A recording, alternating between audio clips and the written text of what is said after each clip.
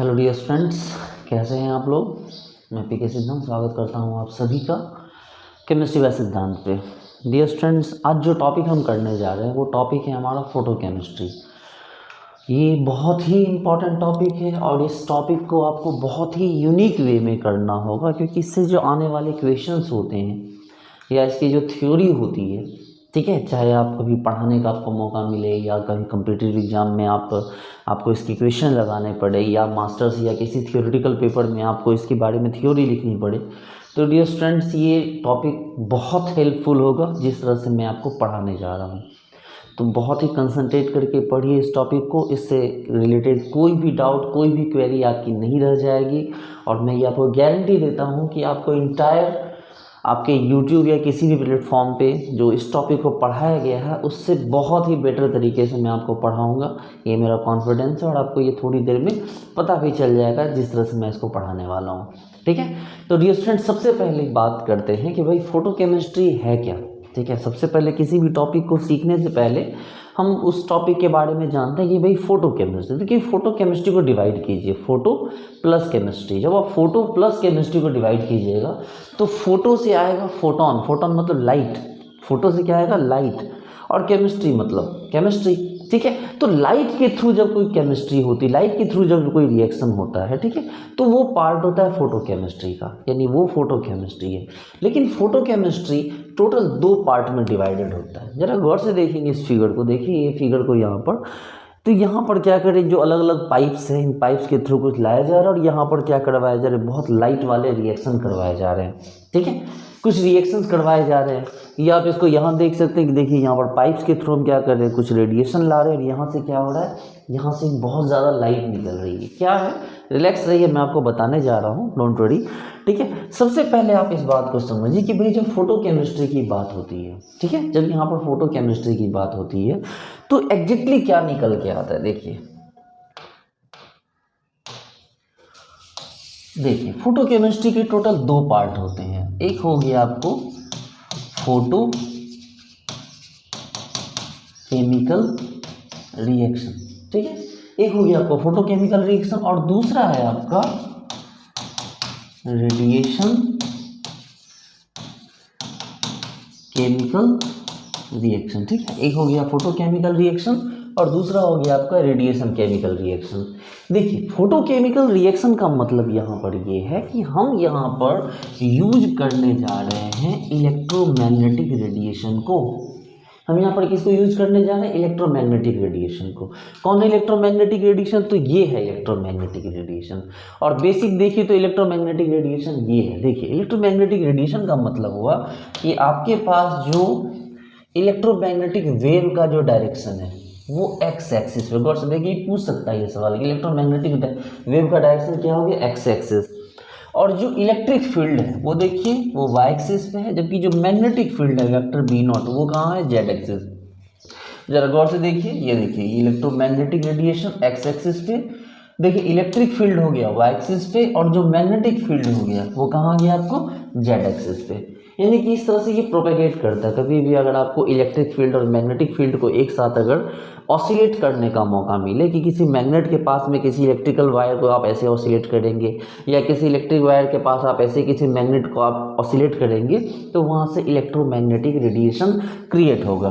Dear students, आपको याद होगा जब आप छोटे बच्चे थे तो आप लोग टीवी देखते थे इस तरह से, था ना, आप इस तरह से क्या करते थे, टीवी देखते थे, यहाँ पर जो भी इसमें न्यूज आता था चाहे जो भी, अब तो खैर कुछ और ही आता है। तो जरा टीवी को अगर आप कभी खोलते आप तो टीवी के अंदर से इस तरह से एक चीज़ निकलती थी जिसको बोलते थे पिक्चर ट्यूब। ये टोटल फोटो केमिस्ट्री के कॉन्सेप्ट पे ही पिक्चर ट्यूब काम करता था। आप याद कीजिए, इसमें एक इस तरह का एक ट्यूब लगा हुआ होता था ऐसे, ठीक है, एक इस तरह से ट्यूब लगा होता था। अगर इस ट्यूब को गलती से आप अगर कभी इसमें पेचकस वगैरह कुछ डाल के अगर आप इसको उठा देते तो आपको पता है क्या होता, इतना गंदा वाला करंट मारता आपको भी, आपके आसपास वाले लोगों को भी, क्योंकि इससे जो इलेक्ट्रोमैग्नेटिक रेडिएशन निकलता है उसको किसी मीडियम की नीड नहीं होती, वो कहीं भी प्रोपेगेट करके सामने वाले को करंट लगा देगा। मतलब जरूरी नहीं कि अगर इसने इसको किसी ने टच किया तभी उसको करंट मारेगा। अगर यहाँ पर आसपास में कुछ बच्चे बैठे हैं या कोई बैठा है उसको भी करंट लग जाना है इसके कारण, क्योंकि इसके अंदर इलेक्ट्रोमैग्नेटिक रेडिएशन फ्लो होता है। और आपको बचपन से पढ़ रखा है कि टीवी वगैरह जलता है वो फॉस्फोरेसेंस फ्लोरेसेंस के कारण टीवी चलता है। तो खैर चलिए, तो कहने का ये मतलब है कि ये रहा हमारा इलेक्ट्रोमैग्नेटिक रेडिएशन। और इस इलेक्ट्रोमैग्नेटिक रेडिएशन को थोड़ा सा गौर से देखिएगा तो आपको समझ में आएगा कि ये इलेक्ट्रोमैग्नेटिक रेडिएशन कौन कौन से टाइप के हैं। तो देखिए, ये हो गया आपका रेडियो वेव है, माइक्रोवेव है, इंफ्रारेड है, विजिबल लाइट है, अल्ट्रावायलेट है, एक्सरे है, गामा रे है, और एक और बचता है जिसको बोलते हैं कॉस्मिक रे। क्या बोलते हैं? एक और बचता है कॉस्मिक रे। कॉस्मिक रे अर्थ पे नहीं पाई जाती है। कॉस्मिक रे जो है वो हमारे ओजोन लेयर से ऊपर पाई जाती है, ठीक है। तो जब ऊपर से कोई एस्ट्रॉयड वगैरह गिरता है तो उसको वो कॉस्मिक रे क्या करती है? जला देती है, ठीक है ना। तो जहाँ पर कॉस्मिक रे है वहाँ पर क्या करते हैं, वहाँ जो उसका एनवायरनमेंट है उसको बचाया जाता है। जैसे कि आपको पता है जो सैटेलाइट वगैरह आते हैं अर्थ में, अगर सैटेलाइट को सही प्रोजेक्शन पे नहीं लाया जाता तो यही कॉस्मिक रे जो उनको क्या करती है? जला देती है। जो कल्पना चावला का जो एयर शटल जो गिरा था वो इसी के कारण गिरा था। जबकि आपको पता है कि चांद के आसपास कोई एनवायरनमेंट नहीं है, चांद पे कोई जो है मतलब कॉस्मिक रे नहीं पाई जाती, इसलिए दुनिया भर के क्रेटर पाए जाते हैं, आपको पता है। चलिए, तो आपको ये चीज़ें पता होगी, ये ज्योग्राफी की चीज़ें हैं, केमिस्ट्री की चीज़ें नहीं है, यहाँ पर उसके बारे में चर्चा करने का कोई मतलब नहीं बनता है। तो चलिए, ये हमने बोला कि भाई देखो, radio wave, microwave, infrared, visible, ultraviolet, x ray, gamma और साथ में कॉस्मिक रे, ठीक है। आप इसको याद करना सीखिए पहले। देखिए, रेडियो वेव के लिए लिखते हैं आर, माइक्रोवेव के लिए लिखते हैं एम, इंफ्रारेड के लिए लिखते हैं आई, विजिबल के लिए लिखते हैं वी, अल्ट्रावायलेट के लिए लिखते हैं यू, एक्स के लिए लिखते हैं एक्स, और गामा को ऐसे लिखते हैं। देखिए, गामा को ऐसे लिखते हैं हम लोग, ठीक है, तो वाई पढ़ लेते हैं। और उसके बाद क्या होता है? कॉस्मिक। तो कॉस्मिक के लिए सीओ पढ़ते हैं। इसको आप एक लाइन में पढ़ेंगे, रमी वुक्सी को। क्या पढ़ेंगे आप इसको पढ़ लेंगे रमी वुक्सी को, RMIVUXYCO, ठीक है। रमी वुक्सी को आप इसको याद रखेंगे। इसको आप 5-6 बार दोहराइए, रमी वुक्सी को, तो आपको ये हमेशा के लिए याद हो जाएगी ये चीज़ कि हाँ भाई, अल्ट्रा मतलब जो है जितने भी रेडिएशन है इसको एक सीक्वेंस से क्या कहते हैं? रमी वुक्सी को। जबकि लोग क्या कहते हैं, लोग परेशान हो जाते हैं कि भाई सीक्वेंस उनको याद नहीं होता। तो आप इस सीक्वेंस को याद रखिए, एक बार में बोलिए रमी वुक्सी को, और ये आपको पूरा का पूरा आपको याद हो जाएगा एक ही बार में। चलिए, तो रमी वुक्सी को RMI, radio, microwave, infrared, visible light, ultraviolet, x ray, gamma ray, cosmic ray, इन सब को यूज करके जब हम कोई रिएक्शन करवाते हैं, ठीक है, इन सब को यूज करके जब हम कोई रिएक्शन करवाते हैं, दैट्स कॉल्ड फोटोकेमिकल रिएक्शन। कि जब हम इन रेडिएशन को यूज करते हैं तो जो हमारा रिएक्शन था वो क्या होता है? Photochemical reaction. अच्छा, जरा गौर से देखिए, इस साइड का वेवलेंथ देखिए, काफी बड़ा वेवलेंथ देख सकते हैं, ये न वेवलेंथ है। इस साइड का वेवलेंथ क्या है? बहुत बड़ा है। जबकि जैसे जैसे आप इधर जाएंगे तो यही वेवलेंथ क्या होता जाएगा? छोटा होता जाएगा। तो आपके पास आपको फॉर्मूला एक पता है, E = hc/λ। देखिए, आपके पास एक फॉर्मूला है, E = hc/λ। आपको पता है कि जहाँ वेवलेंथ बड़ा होगा वहाँ एनर्जी छोटी होगी, और अगर वेवलेंथ छोटा होगा तो एनर्जी क्या हो जाएगी? एनर्जी एनर्जी बड़ी हो जाएगी, ठीक है। इसका मतलब है कि इन सब में जो रेडियो वेव में ज़्यादा एनर्जी नहीं है, जबकि अगर आप कॉस्मिक रे वगैरह की बात करें तो इनमें अच्छी खासी एनर्जी है। आप सोच सकते हैं कि आपके आसपास रेडियो चलता है, रेडियो में घूमता रहता है, रेडियो वेव कुछ नहीं होता आपको। इन माइक्रोवेव है, माइक्रोवेव में जो रेडिएशन होता है, आप माइक्रोवेव चल रहा है उसके अंदर हाथ डाल देंगे तो थोड़ी, हाँ मतलब हाथ डाल के आप छोड़ देंगे, बंद कर देंगे, तब तो प्रॉब्लम होगी ही ना, ठीक है। उसके बाद आपको कौन आ गया? इंफ्रारेड। इंफ्रारेड आपको पता है कि जितने भी AC से लेके जितने भी रिमोट सेंसर वाला काम करते हैं, इन सब में क्या होता है? इंफ्रारेड होता है। उसके बाद बात करते हैं विजिबल लाइट की। विजिबल लाइट के बारे में जानते ही हैं। फिर आपको अल्ट्रावायलेट है, जिससे आपको आंखों प्रोटेक्ट करना पड़ता है। ये उसके बाद एक्सरे है, जिससे आपके बॉडी की स्कैनिंग होती है, ठीक है। उसके बाद गामा रे है। गामा रे भी काफ़ी काम, हालांकि ये मेडिसिनल यूज़ है कैंसरस वगैरह में, लेकिन इसका मतलब थोड़ी कि उसको डाइट को मर जाएगा गामा रे से, ठीक है। उसके बाद कॉस्मिक रे है। कॉस्मिक रे चीज़ों को जलाती है, लेकिन इन सब की जो वेवलेंथ है, आप इधर देख सकते हैं कि इस साइड से वेवलेंथ उस साइड घट गया, और उस साइड से एनर्जी इस साइड हो क्या हो गई? घट गई। चलिए, अब अपने मेन पॉइंट पे आते हैं। मैंने बोला कि देख भाई, जब हम EMR को यूज करते हैं, इलेक्ट्रोमैग्नेटिक रेडिएशन को, ठीक है, जब मैंने क्या कहा कि भाई जब हम इलेक्ट्रोमैग्नेटिक रेडिएशन को आपका यूज करते हैं, तो इलेक्ट्रोमैग्नेटिक रेडिएशन को जब हम यूज करते हैं तो ये रिएक्शन क्या कहलाता है? ये रिएक्शन कहलाता है फोटोकेमिकल रिएक्शन, ठीक है। और कौन कौन है इलेक्ट्रोमैग्नेटिक रेडिएशन? तो इलेक्ट्रोमैग्नेटिक रेडिएशन में RMIVUX गामा CO, याद रखेंगे रमी वुक्सी को, ठीक है। तो ये हमने यूज किया तो क्या हो गया? इलेक्ट्रोमैग्नेटिक रेडिएशन हो गया, ठीक है। अब इलेक्ट्रोमैग्नेटिक रेडिएशन का आप एग्जांपल देख सकते हैं, ये देखिए, ये वाला हमने यहाँ पर क्या किया? बाहर से लाइट लाया है, बाहर से कोई भी मतलब जो है जिसमें आपको कॉस्मिक रे हो सकता है, गामा रे हो सकता है, और ला के क्या किया? अटैक करवाया, और ये रिएक्शन हो गया। तो ये क्या हो गया? ये फोटोकेमिकल रिएक्शन हो गया। ये क्या हो गया? फोटोकेमिकल रिएक्शन हो गया। लेकिन अब दूसरे पॉइंट पे आते हैं। अब हमारे पास दूसरा है रेडिएशन केमिकल रिएक्शन। ये रेडिएशन केमिकल रिएक्शन क्या है? देखिए, रेडिएशन केमिकल रिएक्शन का मतलब हो गया कि जब हम यहाँ पर इलेक्ट्रोमैग्नेटिक रेडिएशन यूज़ नहीं कर रहे हैं, हम यहाँ पर रिएक्शन करवाने के लिए इलेक्ट्रोमैग्नेटिक रेडिएशन यूज़ नहीं कर रहे, तो हम यहाँ यूज़ क्या कर रहे हैं? तो हम यहाँ पर यूज़ कर रहे हैं अल्फा पार्टिकल, बीटा पार्टिकल या स्लो मोशन न्यूट्रॉन। तो इस टाइप के जब हम मैसिव पार्टिकल को यूज़ करते हैं, ठीक है, जब इस टाइप पे क्या करते हैं हम मैसिव पार्टिकल को यूज़ करते हैं, तो हमारे पास जो आता है वो क्या होता है? Radiation chemical reaction. देखिए, जब आप लोग छोटे बच्चे थे तो आप लोगों ने पढ़ा था कि मैक्स का, आपने प्लैंक्स क्वांटम थ्योरी पढ़ा था। प्लैंक्स के अकॉर्डिंग जो इलेक्ट्रॉन था वो क्या था? इलेक्ट्रॉन एक वेव था। इलेक्ट्रॉन का क्या था? उन्होंने वेव नेचर पढ़ा था, ना, इलेक्ट्रॉन का वेव नेचर पढ़ा था। जबकि अगर हम आइंस्टीन की बात करें, E=mc², उन्होंने क्या किया था? उन्होंने इलेक्ट्रॉन को मास नेचर पढ़ा था। इलेक्ट्रॉन क्या बोला कि भाई इलेक्ट्रॉन एक ऑब्जेक्ट है, उन्होंने एक मास नेचर माना इलेक्ट्रॉन को, ठीक है। तो होता ये है कि कुछ भी हो जाए, वेव से ज़्यादा एनर्जी इस मास की होती है, ठीक है। वेव से ज़्यादा एनर्जी क्या होती है? इस मास की होती है। ये वेव का वेवलेंथ बड़ा हो चाहे छोटा हो, अगर ये वेवलेंथ मान लो इधर छोटा भी हो जाता है कॉस्मिक रे साइड जाने के बावजूद भी, तब भी ये मतलब ये रिएक्शन सॉफ्ट के ही कैटेगरी में है, इसकी एनर्जी बहुत ज़्यादा नहीं होगी, ठीक है। लेकिन ये जो हमारे पास अल्फा बीटा या न्यूट्रॉन वाले रिएक्शन हैं, इनकी एनर्जी बहुत ज़्यादा होती है। अगर कंसीडर की जाए इनका वेवलेंथ को, तो इनका वेवलेंथ बहुत ही छोटा मिलेगा आपको, देख सकते हैं। और वेवलेंथ जितना छोटा मिलेगा, एनर्जी क्या होगी? उतनी ही ज़्यादा होगी। देखिए, वेवलेंथ जितना छोटा, एनर्जी उतनी ही ज़्यादा। और इसमें क्या होगा? वेवलेंथ ज़्यादा छोटा होगा तो एनर्जी थोड़ा बढ़ेगा। आप खुद सोचिए कि जो रेडिएशन केमिकल रिएक्शन के एग्जाम्पल क्या हो सकते हैं? सोचो, रेडिएशन केमिकल रिएक्शन के एग्जाम्पल क्या हो सकते हैं? तो रेडिएशन केमिकल रिएक्शन का एग्जाम्पल ये हो सकता है। देखिए, ये कौन सा रिएक्शन है? तो ये है, आपको क्या कहते हैं? ये न्यूक्लियर रिएक्शन। आप देख सकते हैं कि हमने न्यूट्रॉन को इंटर करवाया कहाँ पर? यूरेनियम में। और ये जो न्यूक्लियस है, ये क्या हो गया? टूट गया, अलग अलग न्यूट्रॉन्स में निकल गए, फिर आपको लैंथेनम बना। तो आप देख सकते हैं कि भाई हमने क्या किया कि स्लो मोशन न्यूट्रॉन को अटैक करवा के हमने क्या किया? पूरा का पूरा रिएक्शन करवा दिया। यहाँ पर देख सकते हैं कि ड्यूट्रियम और ट्रिटियम के हेल्प से हमने पूरा का पूरा क्या करवा दिया? हमने न्यूक्लियर रिएक्शन करवा दिया है, ठीक है। तो जो न्यूक्लियर रिएक्शन होता है वो किसकी कैटेगरी में आया? तो न्यूक्लियर रिएक्शन कैटेगरी में आता है आपके इसकी कैटेगरी में, ये रेडिएशन केमिकल रिएक्शन। अब आप खुद सोचिए कि आपके आसपास फोटोकेमिकल रिएक्शन कहाँ कहाँ हो रहा है? हर जगह हो रहा है फोटोकेमिकल रिएक्शन। पेड़ पौधों में फोटोकेमिकल रिएक्शन हो रहा है। कोई दवा है, आप उसको धूप में रख देते हैं, वो खराब हो जाता है, वो भी फोटोकेमिकल रिएक्शन है। छोटे मोटे फोटोकेमिकल रिएक्शन हर जगह हो रहे हैं, लेकिन ये इतने हार्मफुल नहीं है क्योंकि इनकी एनर्जी बहुत ज़्यादा नहीं है। इनकी एनर्जी जनरली, अगर आप वेवलेंथ बड़ा यूज़ करते हैं तो इनकी एनर्जी कम होती है। और ये जनरली इसी टाइप के होते हैं।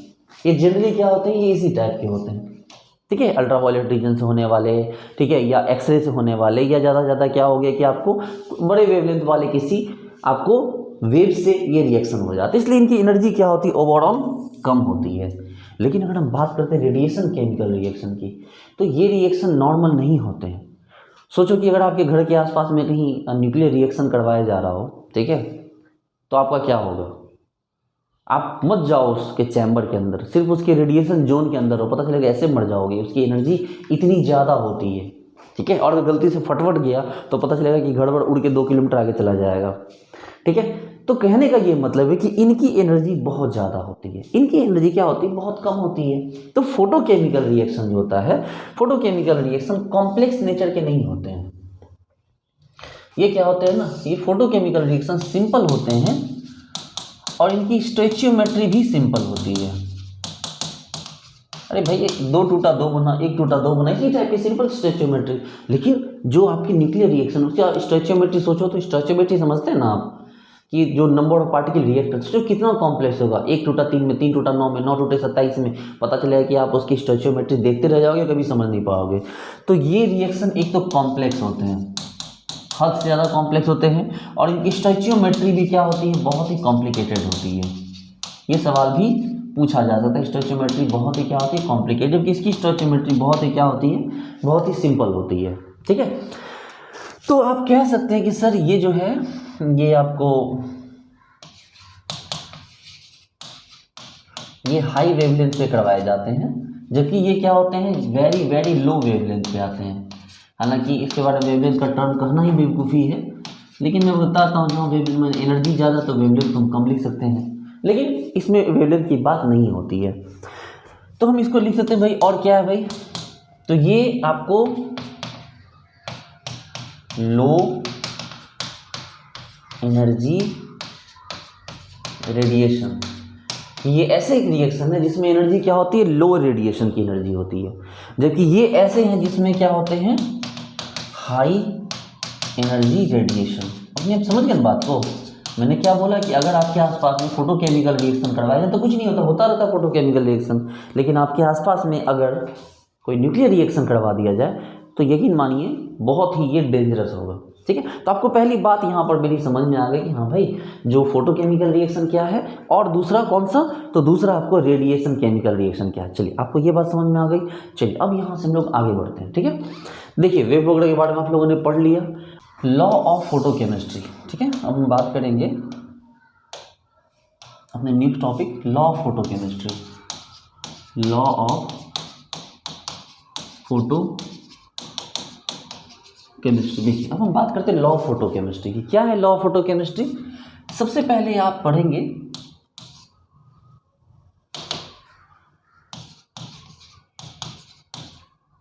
ग्रोथस ड्रैपर्स लॉ। ठीक है, सबसे पहले तो आपको पढ़ना है ग्रोथस ड्रैपर्स लॉ, और दूसरा पढ़ना आपको आइंस्टीन फोटो केमिकल इक्विवेलेंस। ठीक है, तो ये दो टॉपिक आपको यहाँ पर क्या करना है, दो टॉपिक आपको पढ़ना है। कौन कौन से टॉपिक हैं गौर से देखिए। तो एक हो गया आपको ग्रोथस ड्रैपर्स लॉ, और दूसरा कौन सा हो गया आपको, दूसरा हो गया आपको Einstein law of photochemical equivalence या आइंस्टीन फोटोकेमिकल इक्विवेलेंस लॉ। तो ये दो आपको लॉ यहाँ पर सबसे पहले इनिशिएट करने, सबसे पहले आपको यहाँ पर पढ़ने हैं।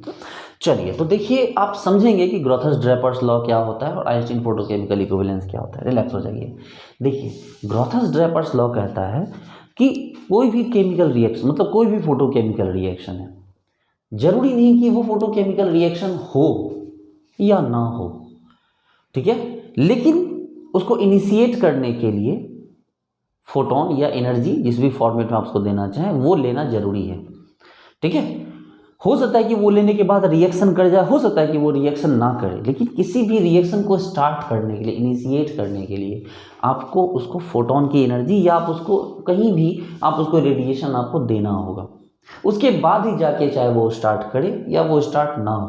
ठीक है, तो आप इसमें इस चीज़ को नोट करेंगे कि जो ग्रोथस ड्रैपर्स लॉ कहता है कि कोई भी मॉलिक्यूल है, कोई भी मॉलिक्यूल है, मान लीजिए आप जब इसको HNu देते हैं, ठीक है, किसी भी फॉर्म में आप इसको रेडिएशन देके HNu दिया, तो हो सकता है कि ये आपको क्या बने, ये आपको एक्साइटेड स्टेट में चला जाए। ठीक है, ये क्या हो जाए आपको, तो ये आपके एक्साइटेड स्टेट में चला जाए, और एक्साइटेड स्टेट में जाने के बाद हो सकता है कि ये फिर क्या हो जाए, नीचे आ जाए, ये फिर से आ जाए और HNu डैश बना दे। देखिए ये HNu जो आपने दिया था, जरूरी नहीं कि ये वही HNu छोड़े, आपने जो HNu दिया था ये जरूरी नहीं कि ये वही HNu छोड़े। मतलब कहने का ये है कि मान लो आपके ये इस यहाँ पर है ये, ठीक है, आपने इसको HNu दिया, ये यहाँ चला गया और छोड़ के हो सकता है कि ये यहीं आए, तो आप सोचो कि यहाँ से जो आपने HNu दिया क्या वो ये HNu के बराबर है? नहीं समझ रहे हो आप बात को। मेरे कहने का मतलब समझो बच्चे लोग कि जैसे आप किसी रिएक्शन को आप क्या करा रहे हो, आप उस रिएक्शन को मान लो करवा रहे हो, फोटोकेमिकल रिएक्शन, आपके पास यहाँ A है, आपने इसको एनर्जी दिया HNu और एनर्जी लेके यहाँ चला गया, लेकिन जरूरी नहीं कि ये वापस यहीं आए, हो सकता है कि यहाँ से यहीं आ जाए।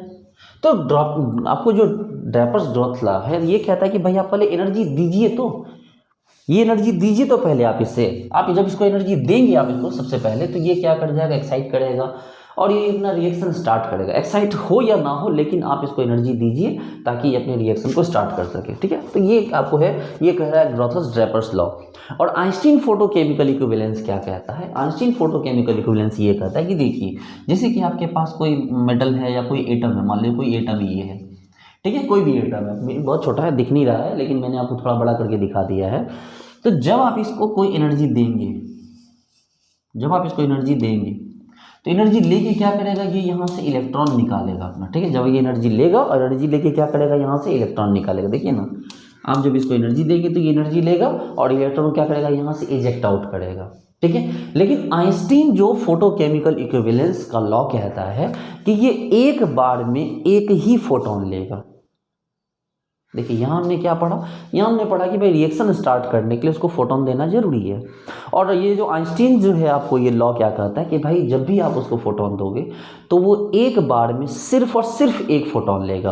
कहने का ये मतलब है कि मान लीजिए जैसे आप यहाँ पर है तो आप इसको यहाँ एनर्जी देते तो ये यहाँ से यहाँ चला गया, और फिर ऐसा नहीं होता कि फिर ये एनर्जी लेके यहाँ से यहाँ चला जाए, ऐसा कभी नहीं होगा। बहुत बहुत रेयर केस में ऐसा होगा। आइंस्टीन का लॉ कहता है कि देखो भाई जब आप इसको यहाँ से दोगे तो ये यहाँ जाएगा, और फिर अगला बार में लेके ये यहाँ से यहाँ नहीं आएगा बल्कि ये नीचे ही आएगा, चाहे यहाँ से यहाँ जाए चाहे यहाँ से यहाँ आ जाए, लेकिन अब ये नीचे ही आएगा।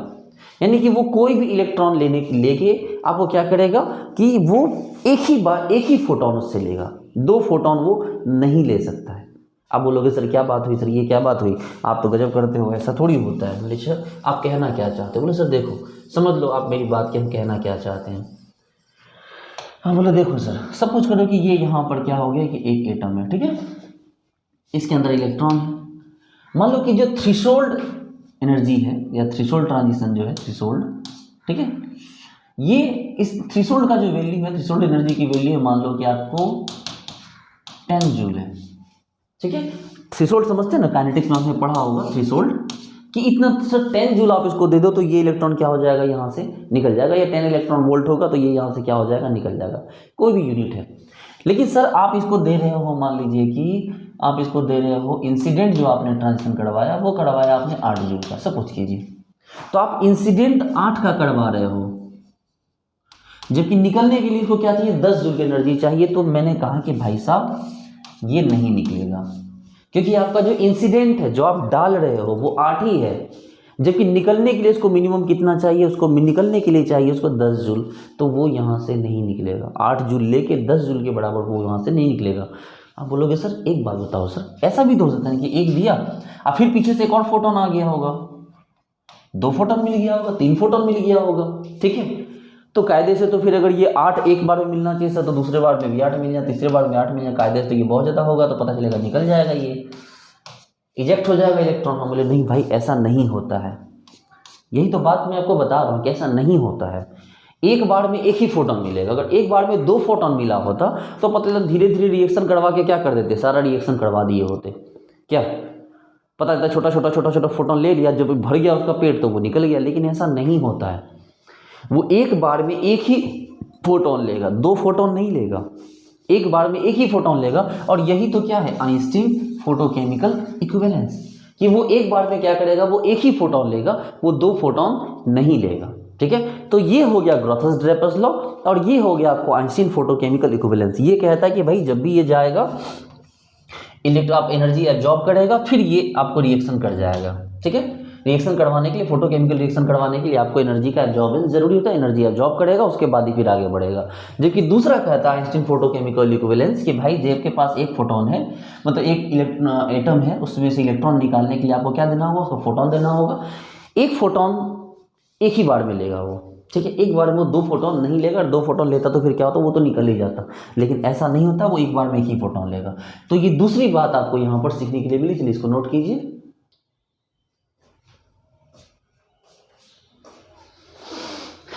चलिए ठीक है, हो गया नोट। अब आगे बढ़ते हैं। देखिए नेक्स्ट टॉपिक अब हमारा है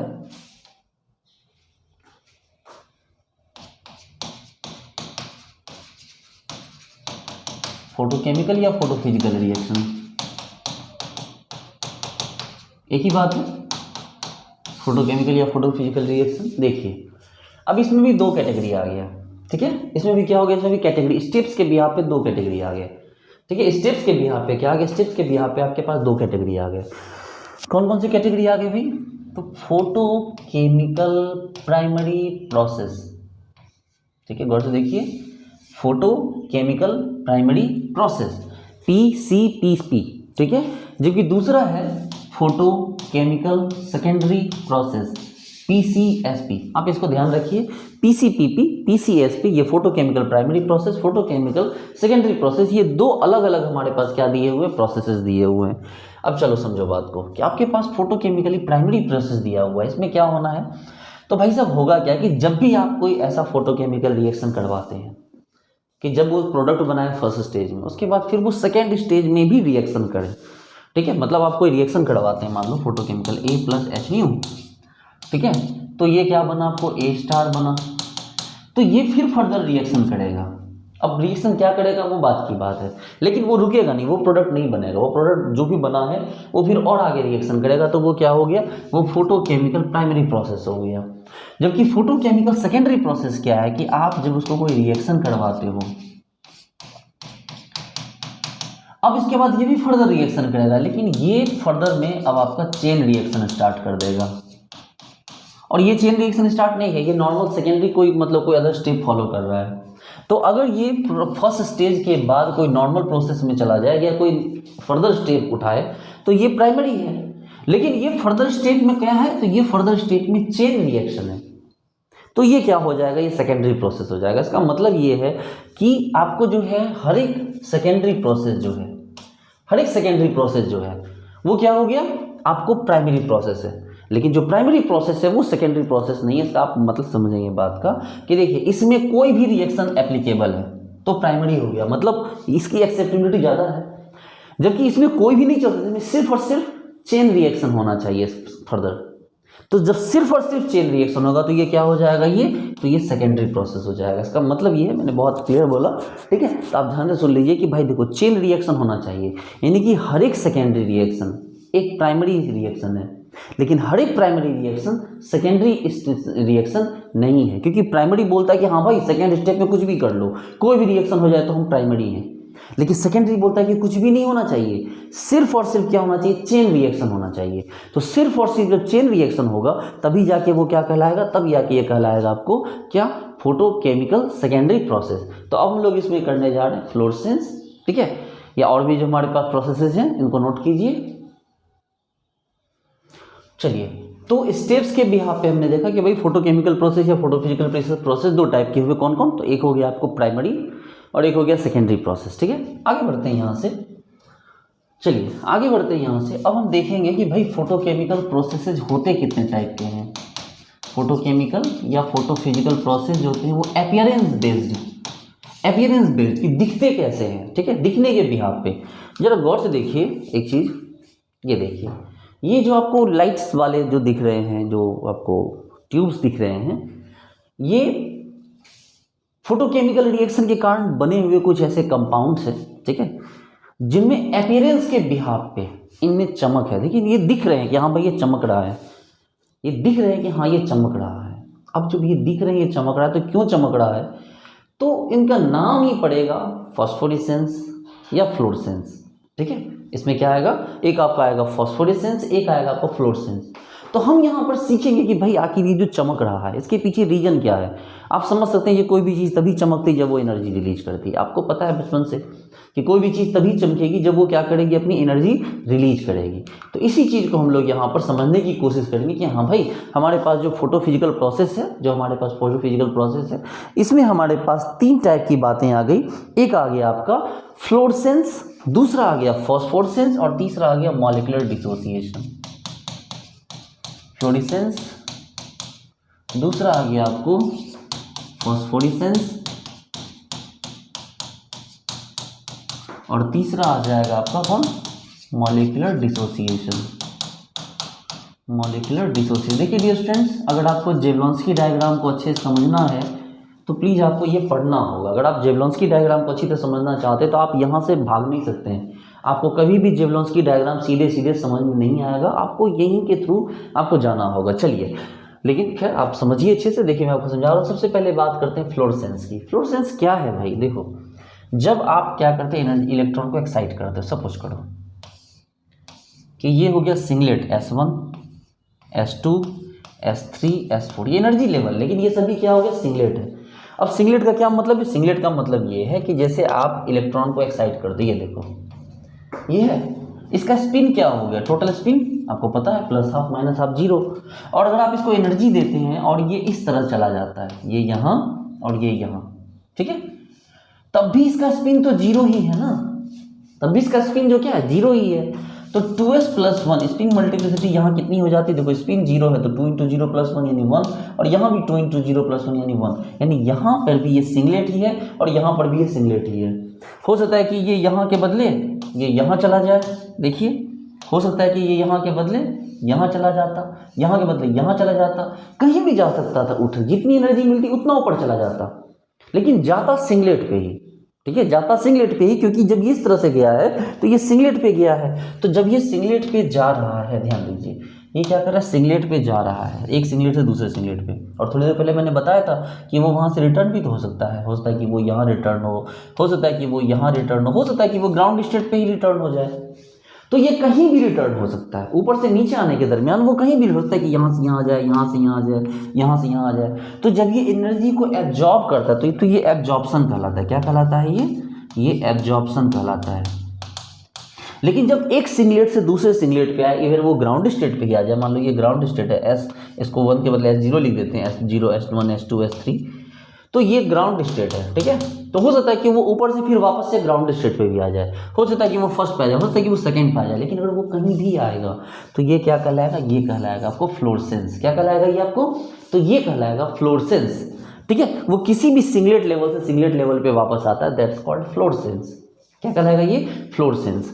लेकिन अब यहाँ पर जो बात करेंगे फॉस्फोरेसेंस की, फॉस्फोरेसेंस की बात थोड़ी अलग है, ठीक है।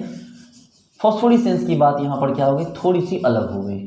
देखिए हमने जो फ्लोरेसेंस पढ़ा तो फ्लोरेसेंस में देखा कि हाँ भाई ये आपको सिंगलेट से सिंगलेट में वापस आ गया, लेकिन फॉस्फोरेसेंस थोड़ा अलग है। कैसे अलग है भाई, गौर से देखो। अगर जब हम बात करते हैं ये सिंगलेट की, देखो ये मान लो S0 S1 S2 S3, तो ये बात हो जाएगी ट्रिपलेट की। देखो ये ये ट्रिपलेट की बात हो जाएगी, ठीक है। ये मान लो T1 T2 पहले T0 T1 T2 इस तरह। अब भाई बोलोगे सर ट्रिपलेट कैसे बना, तो देखो जब आपके पास यहाँ इलेक्ट्रॉन है और आप इसको H देते हो तो ये ऐसे चला गया, मान लो एक्साइट होकर, देखो ये इस तरह चला गया, सेम स्पिन नहीं है। तो यहाँ कितना स्पिन था, तो यहाँ 0 था, तो स्पिन मल्टीप्लिसिटी कितनी थी, 2s + 1 = 1। लेकिन यहाँ पर स्पिन कितना है, तो +½ 1 हो गया, तो 2s + 1 = 3। तो स्पिन मल्टीप्लिसिटी क्या हो गई, 3 हो गई। यहाँ पर देखिए इसकी स्पिन मल्टीप्लिसिटी 3, इसकी स्पिन मल्टीप्लिसिटी क्या हो गई, 1। तो अगर ये देखिए यहाँ पर ये ट्रिपलेट हो गया, और मेरे कहने का मतलब ये हो गया कि ये भाई साहब क्या कर रहा है, गौर से देखिए कि ये यहाँ से गया यहाँ, देखो समझो बात को, ये मान लो यहाँ गया, ठीक है, ये सिंगलेट से दूसरे सिंगलेट पे गया। लेकिन जब ये डाउनग्रेड हो रहा है तो फिर इसने अपना क्या किया कि अपना एनर्जी छोड़ के इसने ये बदल लिया, अपना फेज बदल लिया। जो इसका मल्टीप्लिसिटी था, मान लो ये ट्रिपलेट, ये सिंगलेट था, सिंगलेट से वो कहाँ चला गया, ट्रिपलेट पे। लेकिन लौटा जब वो वापस वहाँ से, तो किस पे लौटा, तो वापस से वो ट्रिपलेट से सिंगलेट पे लौटा। तो इसको हमने कहा फॉस्फोरेसेंस। क्या कहा इसको हमने, तो इस वाले पोर्शन को हमने कहा फॉस्फोरेसेंस। ये देखो यहाँ पर जो एनर्जी रिलीज कर रहा है इस जगह पे, देखो यही है फॉस्फोरेसेंस, कि वो ट्रिपलेट से सिंगलेट पे आ गया। मतलब उसने अपना क्या किया, अपना स्पिन मल्टीप्लिसिटी चेंज करते हुए, ड्यूरिंग एक्साइटेशन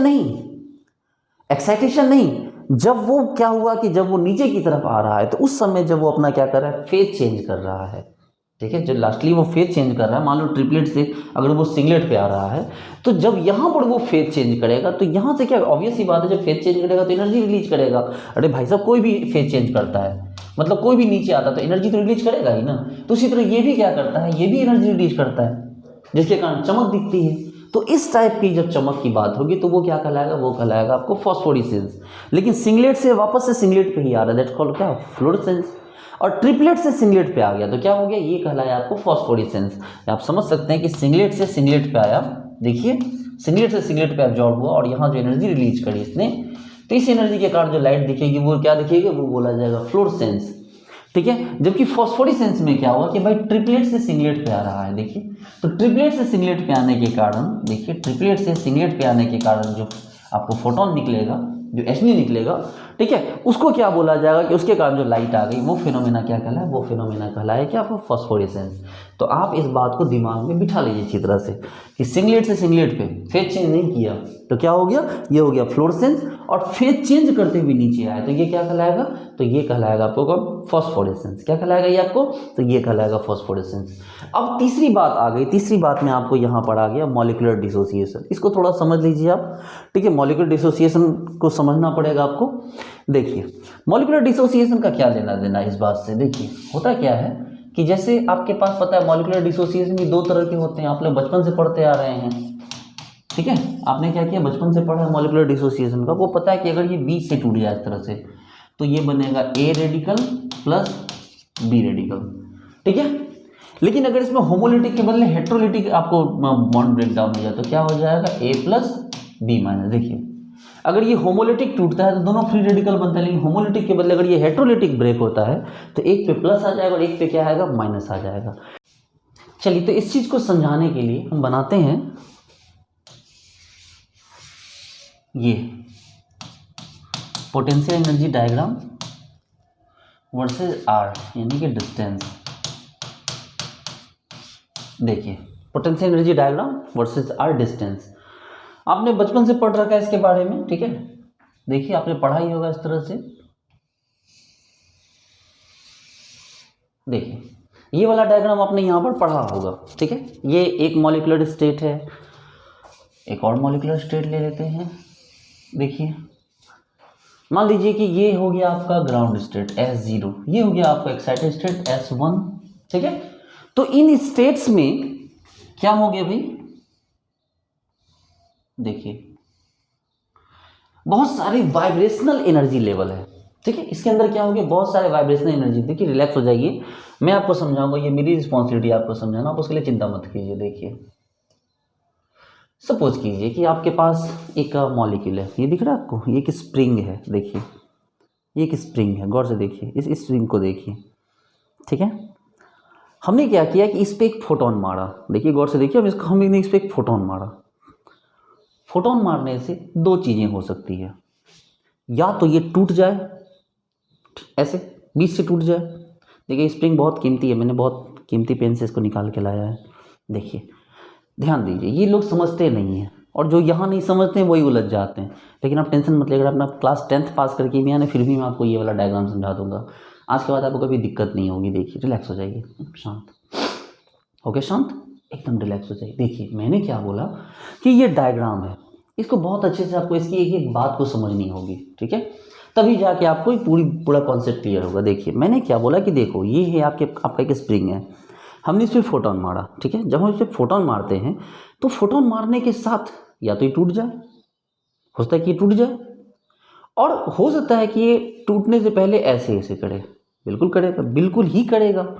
अरे भाई साहब वाइब्रेशन होगा कि नहीं, आप किसी मॉलिक्यूल पे आप अटैक करोगे, कोई आपको एक थप्पड़ खींच के मारेगा तब शांति से बैठे रहोगे, हिलोगे डुलोगे नहीं, क्या वाइब्रेशन तो करोगे ही ना। जिंदा जब तक हो तब तक तो थप्पड़ खाने पे तो वाइब्रेट कर ही सकते हो। तो कहने का मतलब है कि जब आप इस पे एनर्जी दोगे तो ये क्या होगा, ये वाइब्रेट होगा। देख सकते हो कि ये क्या हो रहा है, ये वाइब्रेट हो रहा है। लेकिन हो सकता है कि टूट भी जाए, हो सकता है कि ना टूटे, क्या हो सकता है कि टूट जाए, हो सकता है कि ना टूटे, ठीक है। हो सकता है कि इसका जो है आप एनर्जी देते एनर्जी एब्जॉर्ब करके एक्साइट हो जाए, कुछ भी हो सकता है। तो सपोज करो कि ये जो था ये आपका पोटेंशियल एनर्जी का ये डायग्राम है, ठीक है। किसके रिस्पेक्ट में, डिस्टेंस के रिस्पेक्ट में। किस डिस्टेंस, यही डिस्टेंस के रिस्पेक्ट में, ये जो डिस्टेंस इसकी इस डिस्टेंस के रिस्पेक्ट में। लेकिन ये क्या है, ये लाइन क्यों दिखा रहा है, तो यही क्या है, यही है वाइब्रेशनल एनर्जी लेवल। ये क्या हो गया, ये वाइब्रेशनल एनर्जी लेवल है, ठीक है। कि देखो जब आप मान लो ये इसी पहले वाले S0 में, इसको मैंने बाहर से कोई एनर्जी नहीं दी है, देखो तो ये इसका साइज बड़ा छोटा हो रहा है कि नहीं। जब यहाँ पर इसका एक लेवल है, यहाँ हो गया दूसरा लेवल, यहाँ आ गया और एक लेवल चेंज हो गया, तो यही तो लेवल है। देखो ये देखो, ये देखो, ये देखो, तो इन्हीं लेवल को तो मैंने यहाँ पर ऐसे दर्शाया है। अच्छा ठीक है, तो ये क्या है सर, तो ये दूसरा है ना। जब आप इसको एनर्जी दोगे तो ये इसका एक्साइटेड स्टेट में चला जाएगा, तो क्या वहाँ पर वाइब्रेशन नहीं होगा, बिल्कुल हो सकता है वाइब्रेशन, बिल्कुल हो सकता है वाइब्रेशन। तो ये ग्राउंड स्टेट पे होने वाले वाइब्रेशन है, वाइब्रेशनल एनर्जी लेवल, और वो एक्साइटेड स्टेट में होने वाले वाइब्रेशनल एनर्जी लेवल है। जब आप इनको एच न्यू देते हो, जब आप इनको क्या करते हो, जब आप इनको एच न्यू देते हो तो क्या होता है कि ये यहाँ से मान लो कि ये यहाँ से यहाँ चला गया, ऐसे ये यहाँ से यहाँ चला गया, कि जब आपने इसको एच न्यू दिया, इसने क्या किया, लाइट एब्जॉर्ब किया, एब्जॉर्ब करके कहाँ चला गया, वहाँ चला गया। देखो ये लाइट को एब्जॉर्ब करके कहाँ चला गया, वहाँ चला गया। ये ग्राउंड स्टेट पे था, एक्साइटेड स्टेट पे चला गया। देखिए इसमें काफ़ी सारे केसेज आएंगे, इसलिए आपको बहुत रिलैक्स होकर देखना है इसको। ये यहाँ था, हमने इसको एनर्जी दी थी, ये कहाँ चला गया, वहाँ चला गया। अब ये वहाँ जाके फिर वाइब्रेट कर रहा है, ये क्या कर रहा है, ये वहाँ जाके फिर से वाइब्रेट कर रहा है। ये एक कॉमन केस है, एक कॉमन बात है। देख भाई बहुत आसान सी बात है, मैंने तुमको एक थप्पड़ मारा, तू मान लो अपने आंगन में नाच रहे थे, मैंने तुमको एक थप्पड़ मारा, तुम जाके दरवाजे पे नाचना स्टार्ट कर दिए। मान लो होता है ना, जैसे गांव में देखो, ये बात समझो कि ये जैसे कि क्या होता है कि ये बूढ़ा आदमी है, ठीक है, और ये क्या कर रहा है, अपनी जो बूढ़ी है इसकी वाइफ इससे लड़ रहा है, ठीक है। ये देखो ये क्या कर रहा है, वाइफ से लड़ रहा है, गाली गलौज दे रहा है, झगड़े कर रहा है, ठीक है। इसकी वाइफ आई और इसको एक थप्पड़ खींच एक डंडा खींच के मार दी इसके सर पे। इससे ये बूढ़ा शांत नहीं हुआ, इससे ये बूढ़ा शांत नहीं हुआ। ये बूढ़ा क्या हुआ, अब ये बूढ़ा कहीं और जाके नाटक करेगा, ठीक है। अब ये बूढ़ा जो यहाँ पर डांस कर रहा था, अब ये बूढ़ा यहाँ से हटके अब वो आगे चला जाएगा और ये बूढ़ा दूसरी जगह जाके नौटंकी करेगा, ठीक है। और पहले से कहीं ज़्यादा नौटंकी करेगा। पहले तो कम से कम नौटंकी कर रहा था, अब तो ये बिल्कुल समझो कि ये जो है इसका तो नौटंकी का तो लेवल ही बढ़ जाएगा। अब तो बिल्कुल लोट के गिर के ये बिल्कुल पूरे गांव वालों को बुलाएगा कि आ जाओ गांव वालों, देखो मेरी वाइफ ने मुझे कूट दिया, पीट दिया, थूड़ दिया। तो इसका नौटंकी का जो लेवल है वो क्या हो सकता है, बढ़ सकता है। आप बोलोगे सर यहाँ एक पॉसिबिलिटी ये भी तो है सर कि इसका डंडा खा के बूढ़ा बेहोश हो जाए। बिल्कुल पॉसिबिलिटी है, हो सकता है कि एक डंडा मारा, पता चला वहीं लुढ़क गया बूढ़ा, कहीं गया ही नहीं। ये भी तो पॉसिबल है कि इसकी नौटंकी सारी वहीं समाप्त हो गई बूढ़ी की एक लाठी खाने से। ये भी पॉसिबिलिटी है कि नहीं। हो सकता है कि उसका लाठी खा के बूढ़े को मतलब परम ज्ञान की प्राप्ति हुई कि पत्नी से बड़ी कोई देवी नहीं होती है, ठीक है। ऐसे बात तो ये सही है कि वाइफ से बड़ी कोई लाइफ में कोई चीज़ नहीं होती है। तो ये लाठी खा के हो सकता है कि इसको ये ज्ञान आ जाए। तो कहने का मतलब है कि इस बूढ़े को लाठी खाने के बाद कुछ भी हो सकता है, कोई भी केस आ सकता है। तो एक बात जैसे यहाँ पर मैंने आपको एज जनरल बात बताई कि भाई साहब एक पोटेंशियल एनर्जी का डायग्राम है, ग्राउंड स्टेट है, ये इसके वाइब्रेशन एनर्जी लेवल है, आपने इसको एच न्यू दिया, ये क्या हो गया, एक्साइट होकर ऊपर चला गया। अब क्या होगा वो उसके केसेस में देखेंगे, इससे फर्दर केसेस में देखेंगे। तो चलिए देखते हैं, केस 1 पे आ जाइए। केस 1 पे आ जाइए। केस 1 में ये हो सकता है, ध्यान दीजिए, केस 1 में हो सकता है, ये देखिए केस 1 में हो सकता है, ये आपको यहाँ पोटेंशियल एनर्जी, यहाँ डिस्टेंस। तो केस 1 ये हो सकता है डियर स्टूडेंट, देखिए आप कभी इसको समझ लीजिए इसको।